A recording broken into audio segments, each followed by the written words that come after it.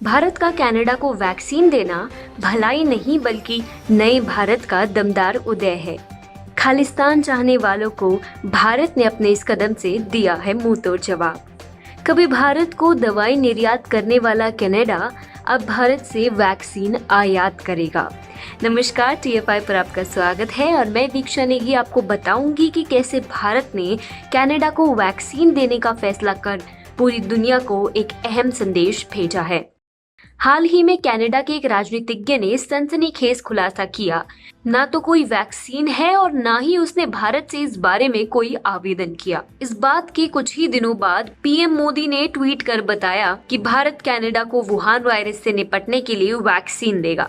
अब आप भी सोच रहे होंगे कि कितना नेक काम किया है PM मोदी ने, लेकिन ये बात सिर्फ यहीं तक सीमित नहीं है। PM मोदी ने कनाडा को वैक्सीन भेजने की घोषणा कर न सिर्फ नए भारत के उदय को सिद्ध किया है बल्कि एक ही तीर से कई निशाने भी साधे हैं। सबसे पहले बात करते हैं चिकित्सा के क्षेत्र को लेकर दिए गए अहम संदेश की। कभी जो भारत चिकित्सा का क ख ग विश्व को सिखाता था, आज फिर से उसने अपनी एक पुरानी छवि दिखाई है और साथ ही साथ कनाडा द्वारा वैक्सीन की मांग करना कूटनीतिक तौर पर भारत की बड़ी जीत भी है और खालिस्तानी समर्थक जस्टिन ट्रूडो की हार। वो कैसे?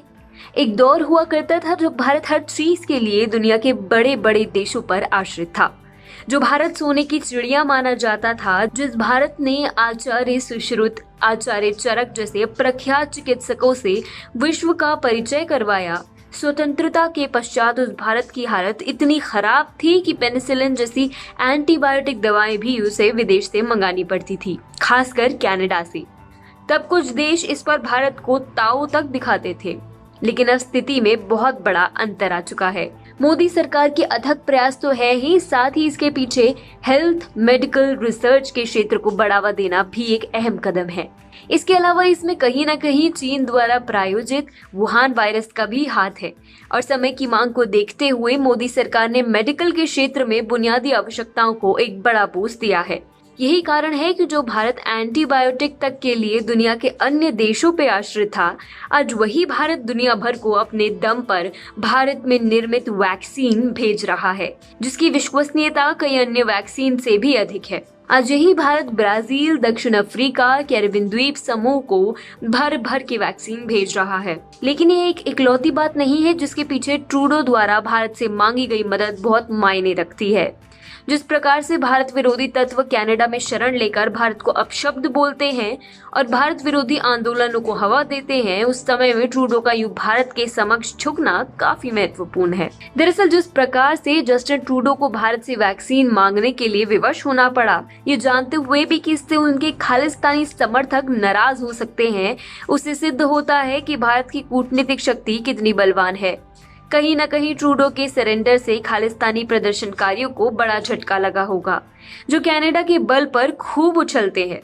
PM मोदी आमतौर पर वैक्सीन को दुनिया के विभिन्न देशों में भेजे जाने पर कोई विशेष पोस्ट नहीं करते, लेकिन कनाडा के बारे में खुद से ट्वीट कर मानो वे ये संदेश देना चाहते थे, अरे बाबले, तुम्हारी खेवनहार तो हमसे ही वैक्सीन मांगने के लिए विवश है। और इसी बात पर कनाडा के विपक्ष ने ट्रूडो को जमकर ट्रोल भी किया। इस पूरे प्रकरण के बाद एक बात तो स्पष्ट सिद्ध होती है, नया भारत न सिर्फ अपनी संस्कृति के अनुसार पूरे विश्व को एक साथ लेकर चलता है, बल्कि बिना एक भी गोली चलाए शत्रुओं को घुटने टेकने पर विवश भी कर देता है।